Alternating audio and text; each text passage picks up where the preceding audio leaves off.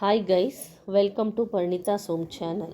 ಇವತ್ತಿನ ವಿಡಿಯೋದಲ್ಲಿ first PUC ಸಾಹಿತ್ಯ ಸಂಚಲನದ ಗದ್ಯ ಭಾಗದಲ್ಲಿರುವ ಮೊದಲನೆಯ ಪಾಠ ದುರ್ಯೋಧನ ವಿಲಾಪ ಎಂಬ ಪಾಠದಲ್ಲಿರುವ ಒಂದು ವಾಕ್ಯದ ಪ್ರಶ್ನೆಗಳಿಗೆ ಮತ್ತು 2-3 ವಾಕ್ಯದ ಪ್ರಶ್ನೆಗಳಿಗೆ ಉತ್ತರಗಳನ್ನು ನೋಡೋಣ. ಅದರ ಜೊತೆ ಅಭ್ಯಾಸವನ್ನು ತಿಳಿದುಕೊಳ್ಳೋಣ. ಒಂದು ವಾಕ್ಯದಲ್ಲಿ ಉತ್ತರಿಸಿ. ಪ್ರಶ್ನೆ 1. ಕುರುಪತಿ ರಣರಂಗದಲ್ಲಿ ಏನನ್ನು ಮೆಟ್ಟಿ ನಡೆದನು? ಉತ್ತರ: ಕುರುಪತಿ ರಣರಂಗದಲ್ಲಿ ದಿಡಿಗವೆಣಗಳನ್ನು ಅಂದರೆ ಭಾರೀ ಗಾತ್ರದ ಹೆಣಗಳನ್ನು ಮೆಟ್ಟಿ ನಡೆದನು. ಪ್ರಶ್ನೆ 2. ರಣರಂಗದಲ್ಲಿ ಸಾಗುವಾಗ ದುರ್ಯೋಧನ ಯಾರ ನೆರವನ್ನು ಅವಲಂಬಿಸಿದನು?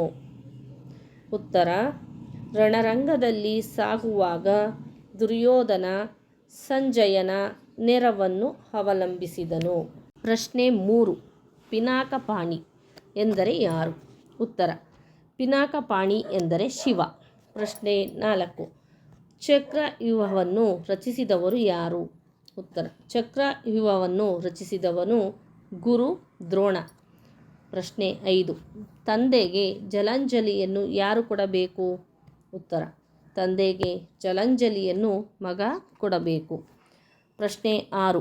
ದಿವ್ಯಜ್ಞಾನಿ ಎಂದು ಯಾರನ್ನು ಕರೆಯಲಾಗಿದೆ? ಉತ್ತರ: ದಿವ್ಯಜ್ಞಾನಿ ಎಂದು ಸಹದೇವನನ್ನು ಕರೆಯಲಾಗಿದೆ. ಪ್ರಶ್ನೆ 7. ಅಂಗಾಧಿಪತಿ ಯಾರು? ಉತ್ತರ: ಅಂಗಾಧಿಪತಿ ಕರ್ಣ. ಪ್ರಶ್ನೆ 8. ಹರಿಯು ಕರ್ಣನಿಂದ ಬೇಡಿದ್ದೇನು? ಉತ್ತರ: ಹರಿಯು ಕರ್ಣನಿಂದ ಕವಚವನ್ನು ಬೇಡಿದನು. 2-3 ವಾಕ್ಯಗಳನ್ನು ಉತ್ತರಿಸಿ. ಪ್ರಶ್ನೆ 1. ರಣರಂಗದಲ್ಲಿ ಬಿದ್ದಿದ್ದ ಅಭಿಮನ್ಯುವಿನ ಕಳೇಬರ ಯಾವ ರೀತಿ ಕಾಣುತ್ತಿತ್ತು?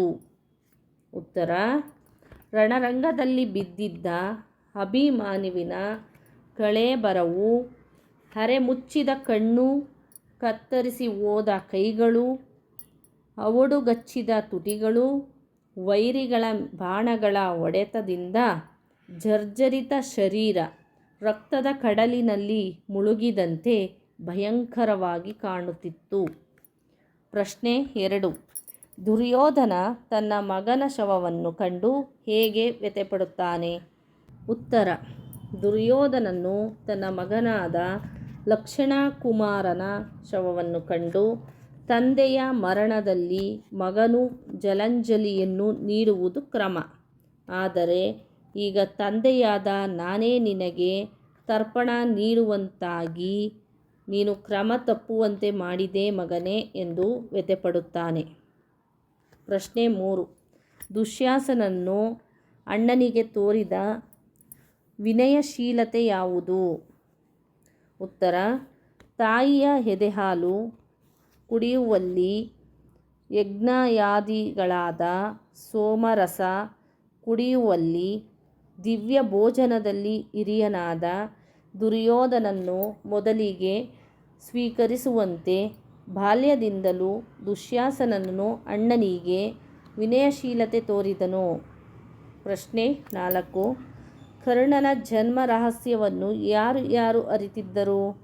ಉತ್ತರ: ಕರ್ಣನ ಜನ್ಮ ರಹಸ್ಯವನ್ನು ಸ್ವತಃ ದುರ್ಯೋಧನ, ಕುಂತಿ, ದಾನವ ವೈರಿ ಕೃಷ್ಣ, ಸೂರ್ಯ ಹಾಗೂ ದಿವ್ಯಜ್ಞಾನಿ ಸಹದೇವ ಇವರು ಅರಿತಿದ್ದರು. ಪ್ರಶ್ನೆ 5. ದುರ್ಯೋಧನನು ಕರ್ಣನ ದಾನಗುಣಗಳನ್ನು ಹೇಗೆ ಪ್ರಶಂಸಿಸಿದ್ದಾನೆ? ಉತ್ತರ: ಇಂದ್ರನು ಬಂದು ಬೇಡಲು ಕವಚವನ್ನು ಕತ್ತರಿಸಿಕೊಟ್ಟೆ. ಕುಂತಿ ಬೇಡಲು ಅಳುಕದೆ ಪುರಿಗಣೆಯನ್ನು ಅಂದರೆ ದಿವ್ಯಸ್ತ್ರ ನೀಡಿದೆ. ನಿನಗೆ ಸಮನಾದ ದಾನಶೂರ ಪರಾಕ್ರಮಿ ಯಾರೂ ಇಲ್ಲವೆಂದು ಕರ್ಣನ ದಾನ ಗುಣಗಳನ್ನು ದುರ್ಯೋಧನನು ಪ್ರಶಂಸಿಸಿದ್ದಾನೆ. ಅಭ್ಯಾಸ: ಬಹು ಆಯ್ಕೆಯ ಪ್ರಶ್ನೆಗಳು. ಪ್ರಶ್ನೆ 1. ಕುರುಪತಿ ರಣರಂಗದಲ್ಲಿ ಏನನ್ನು ಮೆಟ್ಟಿ ನಡೆದನು? ಎ. ಬಾಣಗಳನ್ನು, ಬಿ. ಆನೆಗಳನ್ನು, ಸಿ. ದಿಡಿಗವೆಣ, ಡಿ. ರಕ್ತದ ಮಡುವನ್ನು. ಉತ್ತರ: ಸಿ. ದಿಡಿಗವೆಣ ಅಂದರೆ ಭಾರಿ ಹೆಣ. ಪ್ರಶ್ನೆ 2. ರಣರಂಗದಲ್ಲಿ ಸಾಗುವಾಗ ದುರ್ಯೋಧನ ಯಾರ ನೆರವನ್ನು ಅವಲಂಬಿಸಿದನು? A. Karna, B. Sanjaya, C. Krishna, D. Sahadeva. B. Sanjaya. ಪ್ರಶ್ನೆ 3. ಪಿನಾಕಪಾಣಿ ಎಂದರೆ ಯಾರು? A. Shiva, B. Nakula, C. Abhimanyu, D. Dronacharya. ಉತ್ತರ ಶಿವ. ಪ್ರಶ್ನೆ 4. ಚಕ್ರವ್ಯೂಹವನ್ನು ರಚಿಸಿದವನು ಯಾರು? A. Bhishma, B. Dharmaraya, C. Dronacharya, D. Bhima. ಉತ್ತರ ಸಿ. ದ್ರೋಣಾಚಾರ್ಯ. ಪ್ರಶ್ನೆ 5. ತಂದೆಗೆ ಜಲಾಂಜಲಿಯನ್ನು ಯಾರು ಕೊಡಬೇಕು? ಎ. ತಮ್ಮ, ಬಿ. ಸ್ನೇಹಿತ, ಸಿ. ಮಾವ, ಡಿ. ಮಗ. ಉತ್ತರ ಡಿ. ಮಗ. 6. ದಿವ್ಯಜ್ಞಾನಿ ಎಂದು ಯಾರನ್ನು ಕರೆಯಲಾಗಿದೆ? A. Sahadeva, B. Nakula, C. Arjuna, D. Duryodhana. ಉತ್ತರ ಎ. ಸಹದೇವ. ಪ್ರಶ್ನೆ 7. ಅಂಗಾಧಿಪತಿ ಯಾರು? A. Indra, B. Karna, C. Surya, D. Dushasana. ಉತ್ತರ ಎ. ಇಂದ್ರ. ಪ್ರಶ್ನೆ 8. ಹರಿಯು ಕರ್ಣನಿಂದ ಬೇಡಿದ್ದೇನು? ಎ. ಕಿರೀಟ, ಬಿ. ಕತ್ತಿ, ಸಿ. ಕವಚ, ಡಿ. ಪದವಿ. ಉತ್ತರ ಸಿ. ಕವಚ.